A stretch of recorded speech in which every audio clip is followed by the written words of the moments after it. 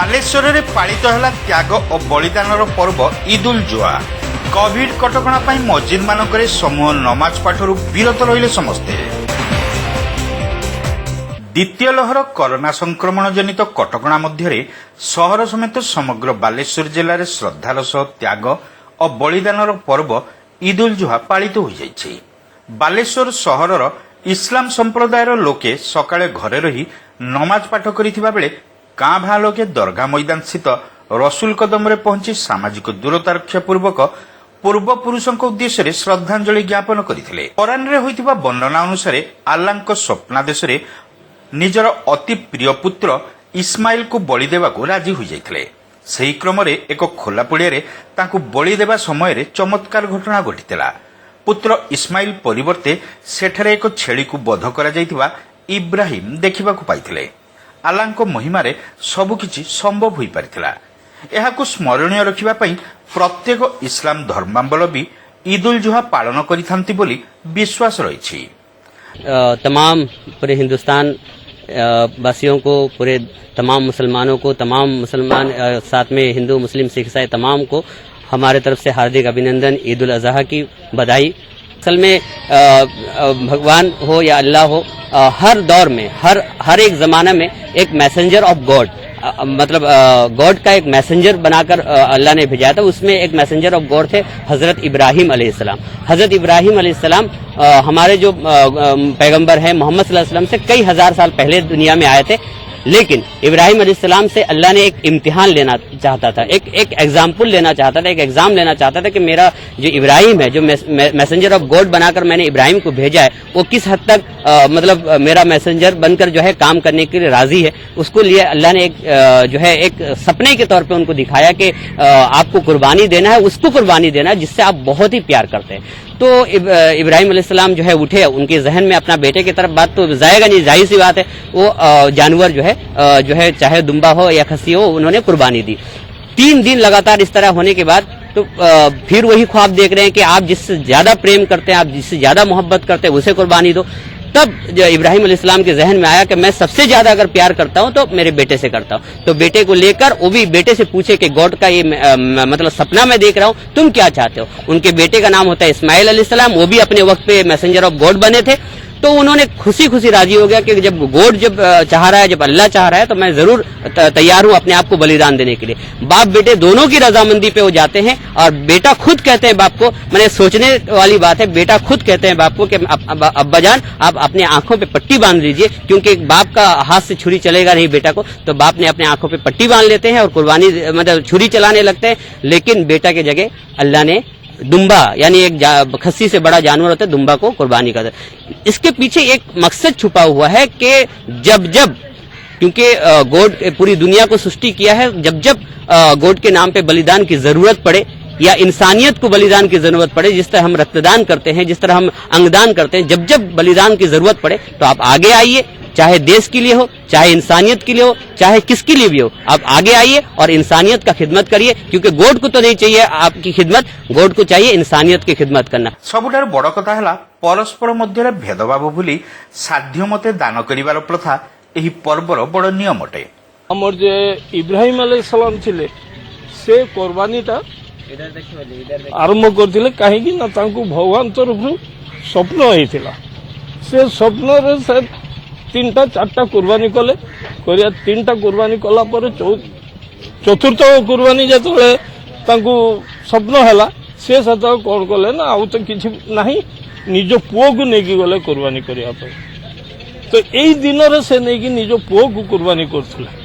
तो भगवान तरफ सटी हमर जे फरिश्ता माने अछंती से माने आसी के हाजिर हे गले, हे जाई कि ये तो आखिर पट्टी बंद है ना, बापर भी आखिरे पट्टी बंद है, पुओर भी आखिरे पट्टी बंद है। ये जो छुरी चलाउं पुओ बेकर से छुरी काटू ना, तेणुक से रागी की छुरी फिंगी देले, से छुरी पथर कटिगला, किंतु छुआर बेकर गोटे रूम भी उठिलानी।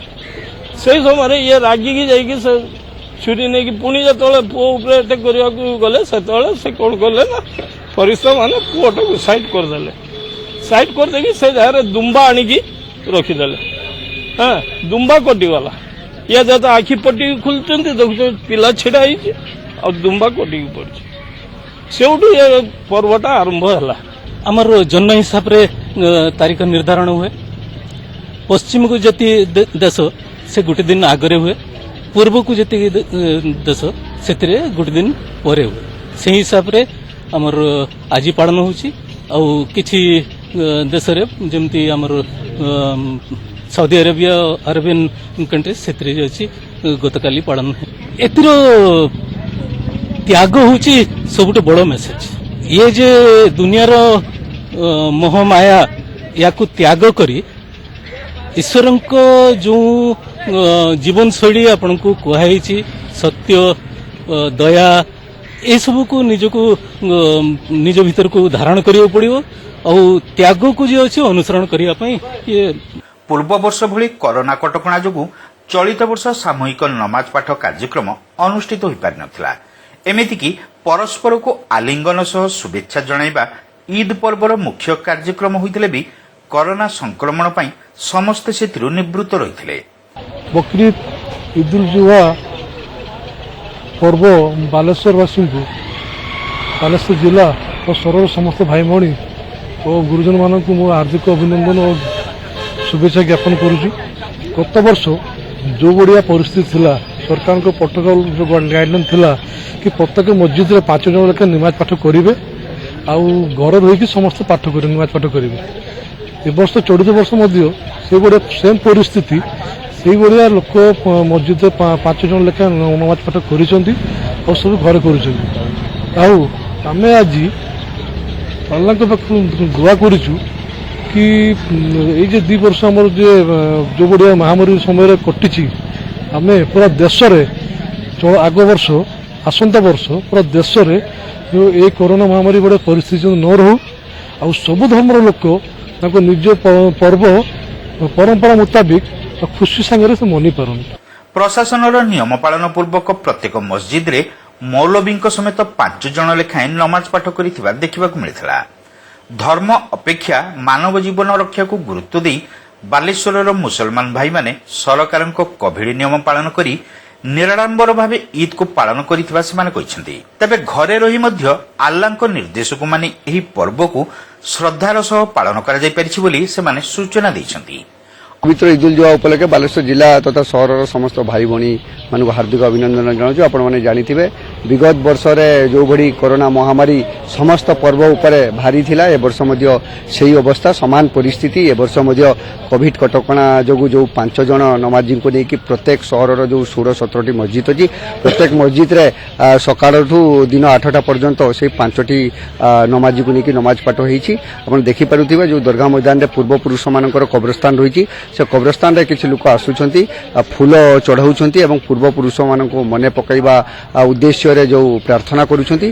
ता छडा जो दरगाह मैदान रे हजार हजार संख्या रे लोकन को भिड़ होतिला सामूहिक नमाज होतिला से प्रशासन को नियम को आखि आगे रखी कोविड कटकणा को दृष्टि रे रखी समस्त कार्यक्रम को बंद करा जाइछि। आशा करूचे आमे जो घरे सब नमाज पढ़ीछु अन्य लोक माने 5 जन को छाड़ी देले अन्य जो आमे नमाजी माने घरे नमाज पढ़ीछु अल्लाह को निकट रे सही दुआ करिछु कि आगामी वर्ष रे गत आउ किछि दिन भितर कोरोना महामारी आमे समस्त को दूरे जाऊ सारा पृथ्वी रु कोरोना लोप पाई जाऊ एवं आसंता वर्ष रे जेते सब पर्व रही जे हिंदू क्रिश्चियन सिख ईसाई बौद्ध समस्त जो धर्मावलंबी माने अछंती समस्तकर पर्व केमिति सिस्टम अनुसार हेई परिबो जाक जमक रे हेई परिबो एतिके आमे अल्लाह को निकट रे दुआ करिछु एवं कोरोना आमे समस्त को छाड़ी की चली जाऊ आमे साधारण जीवन यापन करि पारि। अन्य वर्ष मानकरे ई समय लोकारण्य होई जाउथुवा मस्जिद गुड़िक कोरोना संक्रमण आशंका और सरकारी कटकणा संपूर्ण जनशून्य थिला।